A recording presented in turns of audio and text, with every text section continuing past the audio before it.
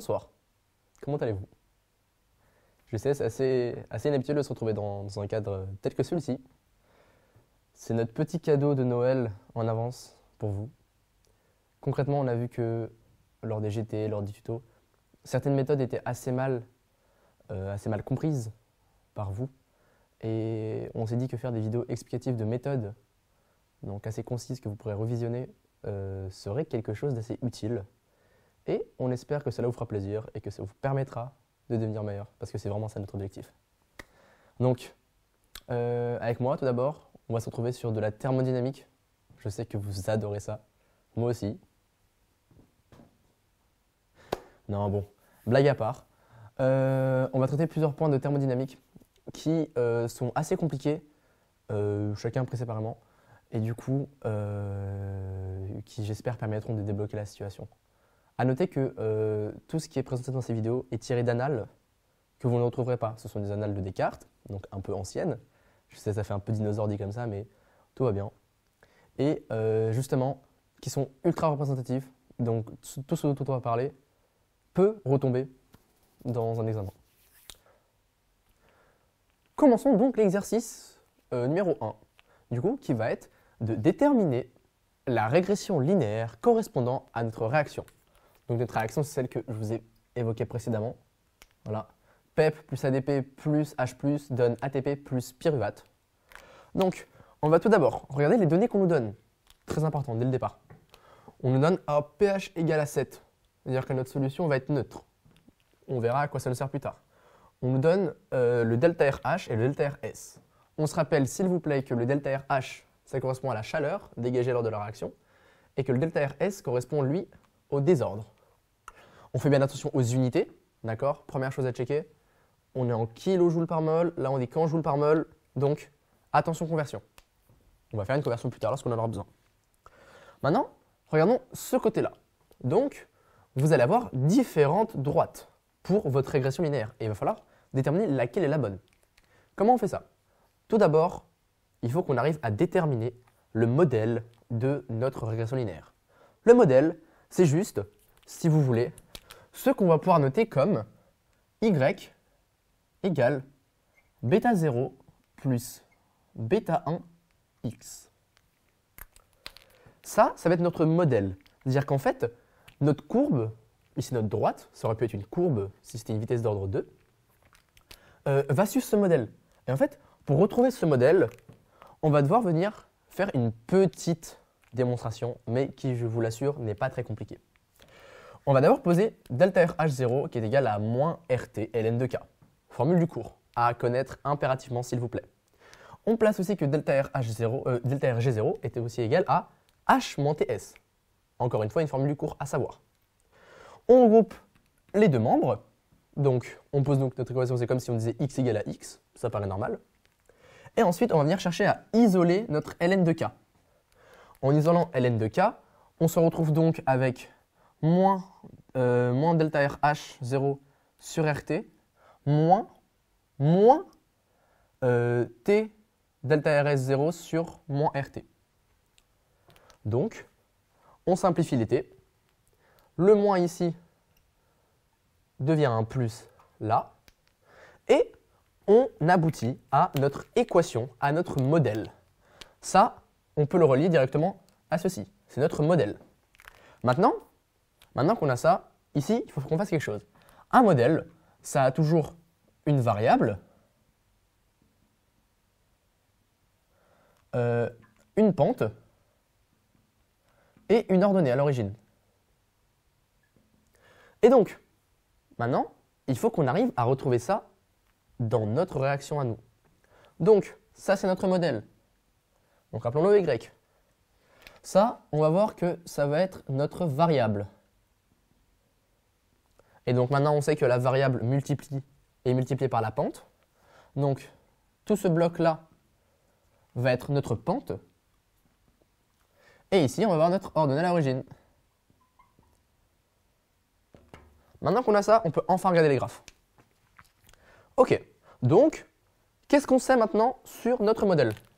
On revient là, parce qu'on vous donne des choses dès le début. Donc, notre delta RH0 est Donc si delta RH0 est négatif, ça implique obligatoirement, parce qu'il est placé devant un moins, que vous voyez là, que notre ensemble ici, donc notre pente, sera positive. Pente positive. Et ensuite, notre delta RS0, on voit qu'il est positif aussi. Et là, on n'a pas de signe moins, donc tout simplement, notre ordonnée sera positive. Maintenant, regardons là. Alors, lequel de ces graphiques peut-on éliminer directement? Celui-ci. Pourquoi? Voilà pourquoi. On a dit qu'on variait, que notre variable était bien 1 sur t et non pas t. Donc déjà, là c'est faux. Maintenant qu'on a ça, on va regarder nos autres régressions linéaires. Laquelle pourrait correspondre à notre modèle? On va chercher tout d'abord une pente qui est positive. Donc celle-ci, c'est faux. On voit bien que la pente est négative ici, c'est pas ce qu'on cherche. Et maintenant, il nous reste ces deux ici. Et c'est là qu'on regarde notre ordonnée à l'origine. Qu'est-ce qu'on voit? Ici, si on continue notre droite, on voit que son ordonnée à l'origine est positive. Alors que là, si on la continue, eh bien, ça sera négatif. Donc, qu'est-ce qu'on peut en conclure? Ceci est la régression linéaire de notre réaction ici présente. Voilà, c'est pas plus compliqué que ça. Je vous invite, peut-être pas lorsque vous faites les exercices, à refaire tout ça. Je peux comprendre que ce soit long et que vous ayez autre chose à faire. Par contre, retenez cette formule. Elle est importante et savoir d'où elle vient peut aider à la retenir. Et une fois que vous savez ça, vous retrouvez directement la bonne régression linéaire. C'est des points faciles à prendre, je compte sur vous. Les joies du montage. Regardez, on a changé de tableau. Bon, maintenant qu'on a fait les régressions linéaires, qui était une partie un peu chiante mais très importante selon moi, on va pouvoir attaquer quelque chose de plus commun, c'est-à-dire delta RG0, K et tout ce qui est quotient réactionnel que vous verrez juste après. Donc, répondons à la première question.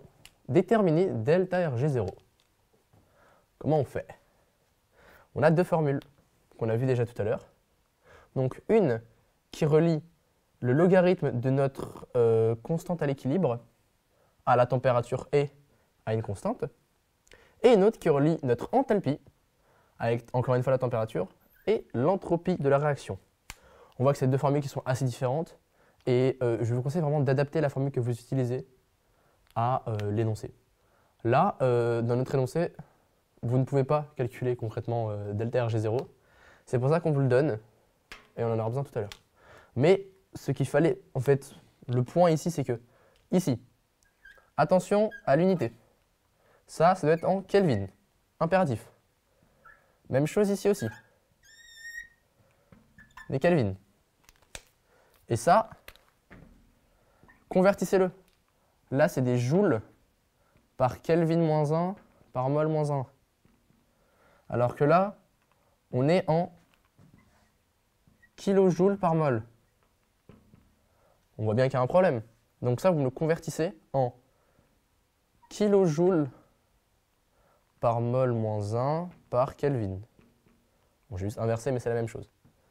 Et donc en fait, concrètement, c'est faire ça. C'est donc 60 fois 10 moins 3 kilojoules par Kelvin par mol. Et voilà, pour faire les calculs. Et ensuite, lorsque vous mettez tout ça en place, vous retrouvez notre valeur ici. Si vous voulez vous amuser, retrouvez la température à laquelle on a fait cette réaction. Petit devoir maison et envoyez ça sur le forum. Ok, question 2. Exprimer K. K, c'est ce qu'on appelle la constante à l'équilibre. D'accord? Et en fait, K, ça va être un cas particulier de ce qu'on appelle le quotient réactionnel, qu'on appelle gamma, ici, qu'on va voir tout à l'heure. Donc le quotient réactionnel, qu'est-ce que c'est?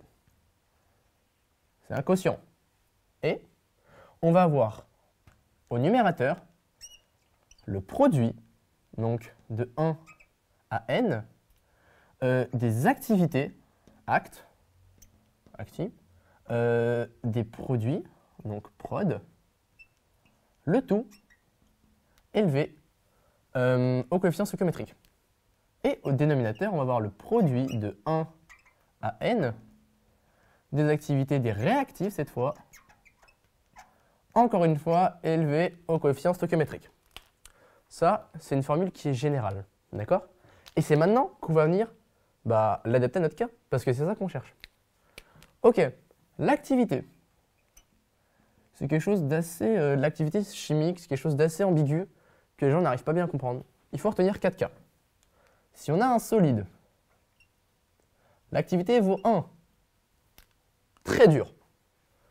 Si on a un liquide, mais qui est solvant, exemple l'eau, l'activité vaut 1 aussi.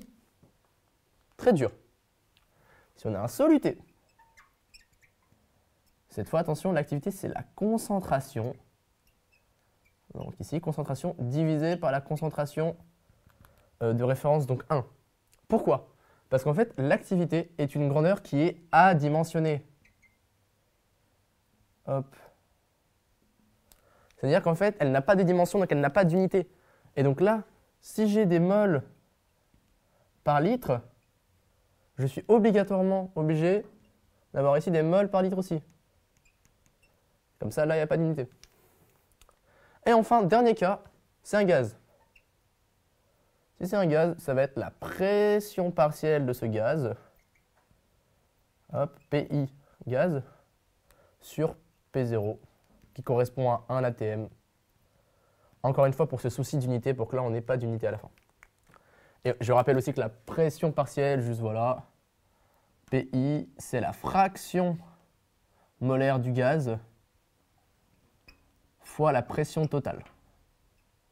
L'exemple, c'est le dioxygène que vous respirez. On est à 1 atmosphère, mais techniquement, vous respirez 0,21 atmosphère. Enfin, il y a 0,21 atmosphère de dioxygène autour de nous. Ok. Maintenant qu'on a fait toutes ces généralités, on va revenir sur notre cas. Cas, c'est un cas spécial de notre gamma lorsque on prend les activités à l'équilibre. Et comment on va l'écrire? Hop. On va l'écrire. Ici, qu'est-ce qu'on a? On est avec des solutés. Tout est en solution aqueuse. J'ai oublié de le préciser, bien évidemment. Ici, c'est aqueux. Ac. C'est G. C'est ac aussi. Ac. Ac. Donc, K est donc égal au quotient, du coup, des concentrations de nos produits, soit donc ATP, qu'on multiplie par concentration de pire, et on va les élever à leur coefficient stoichiométrique. Oh, il n'y en a pas. Donc 1, 1. Ici, on est sur des C0, mais en fait, ils vont s'annuler avec ceux d'en dessous. C'est pour ça qu'on peut simplifier l'écriture. Et ensuite, on met bien sûr le reste. On a PEP, on a ADP, et on a H+. Bam. Et là, on a exprimé K. Et ensuite, on nous donne notre petite valeur de K pour qu'on puisse faire des calculs ultérieurs. Voilà. Bien sûr, on n'oublie pas les coefficients stoichiométriques. Ici, on n'en a pas. Mais si, imaginons, on avait ça, on aurait bien sûr mis quelque chose comme ça ici. Ici, ce n'est pas le cas, donc je vais me faire un plaisir d'effacer ça. Et je vous retrouve dans une demi-seconde. Ah! J'ai invoqué les joies du montage encore une fois. J'adore ma blague. Bon, continuons. On a donc dit que notre K, c'était notre gamma à l'équilibre. Mais là, on va chercher notre gamma aux conditions initiales. Avec ces petites concentrations qui sont apparues pendant le petit laps de temps où vous n'étiez pas là. On va donc pouvoir calculer notre gamma et répondre à notre QCM. Donc, remplaçons. Gamma est donc égal à... On voit qu'ici, on a la concentration de l'ATP qui est de manière littérale. Ce qui veut donc dire qu'on va peut-être chercher à l'isoler. On peut réfléchir à ça comme ça, on ne va pas la voir, donc on va la chercher. Et c'est pour ça que là, ce qu'on va faire, c'est qu'on va la laisser comme elle est. Donc on a ATP fois concentration empire. 1000 fois 10 moins 6. On va venir diviser par PEP, 10-6 aussi, fois ADP, 10-6, fois la concentration en H+. On se rappelle que la concentration en H+, nous donne directement le pH. Et donc, en appliquant les formules de pH, on retrouve que pour un pH égal à 7, on a une concentration en H+, qui est égale à 10-7. Refaites les calculs chez vous avec les formules de pH. On rappelle, c'est moins log le pH, enfin moins log de H3O+, donne le pH. Donc je vous laisse faire la conversion. On a donc ici 10-7. Et voilà. Et maintenant, du coup, on va pouvoir faire notre calcul. Petit rappel, lorsqu'on a 10 puissance A fois 10 puissance B, c'est bien 10 puissance A plus B. D'accord? Et de l'autre côté, 10 puissance A sur 10 puissance B, 10 puissance A moins B. En utilisant ça ici, on se retrouve du coup avec un gamma qui est donc égal à, je vous laisse faire le calcul pour vérifier que je ne vous dis pas des mensonges, et on a ATP fois 10 puissance 16. Et voilà. Ce qui veut donc dire qu'ici, sur un calcul de ce type, on va avoir une bonne réponse là et celle-ci qui est fausse. J'espère que vous avez compris comment est-ce qu'on fait ce genre de calcul. On part de la formule littérale, on renseigne les données qu'on a, on trouve celles qu'on n'a pas, donc à l'aide de formules auxiliaires, on isole et on fait nos calculs de puissance de 10.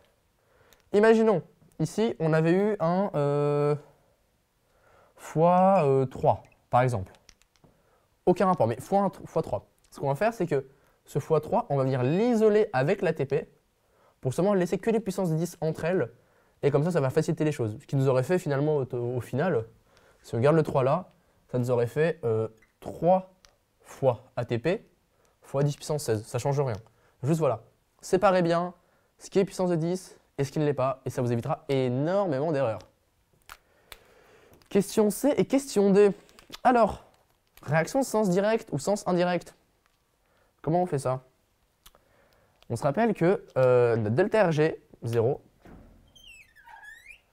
il nous donne le sens d'une réaction à un instant T. Donc à l'instant 0, si vous voulez, enfin, à l'équilibre.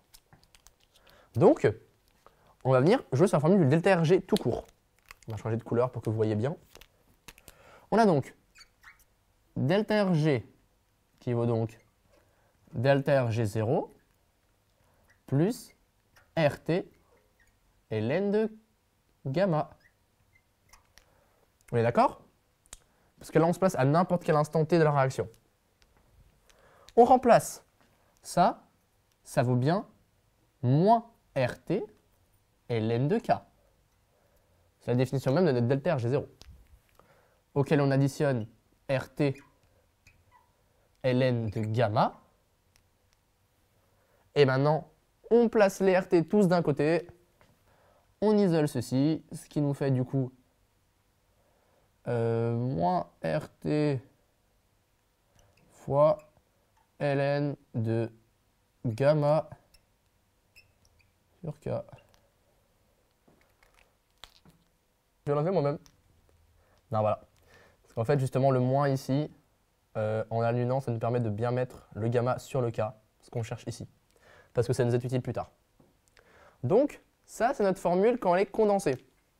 Et maintenant, on va chercher à savoir le sens de la réaction. Donc, on va chercher à savoir le signe de notre delta RG.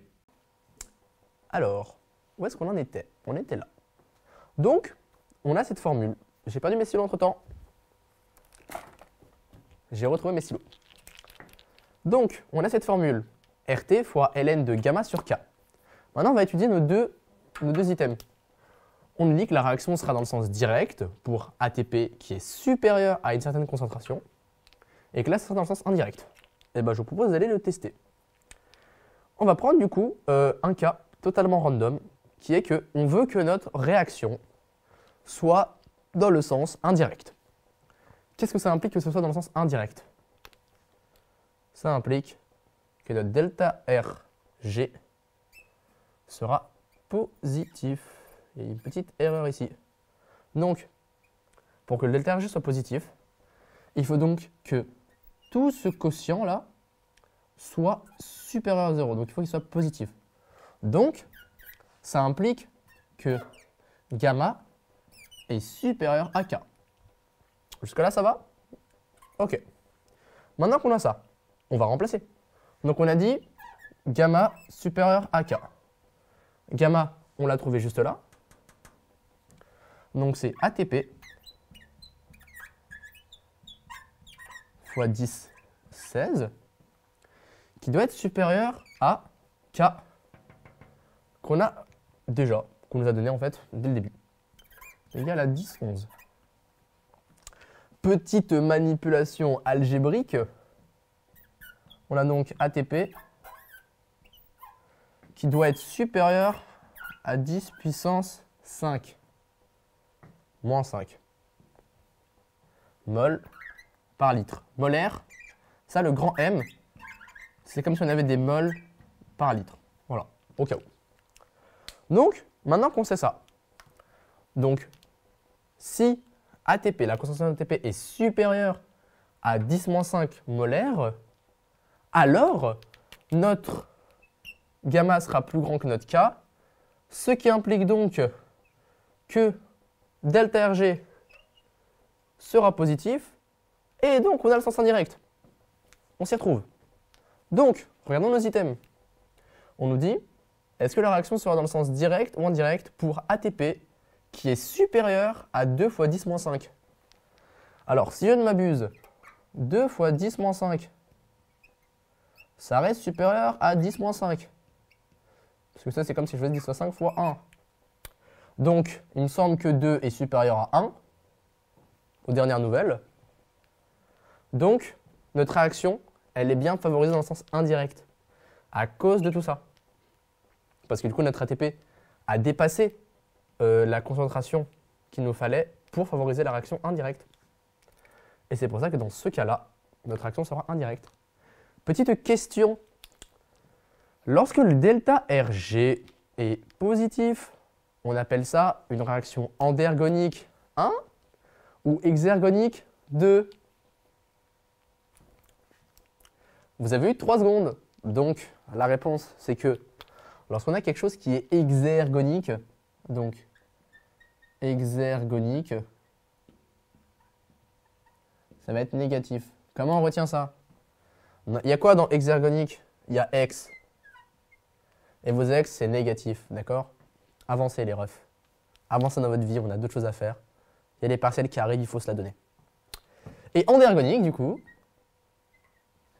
hop, c'est positif.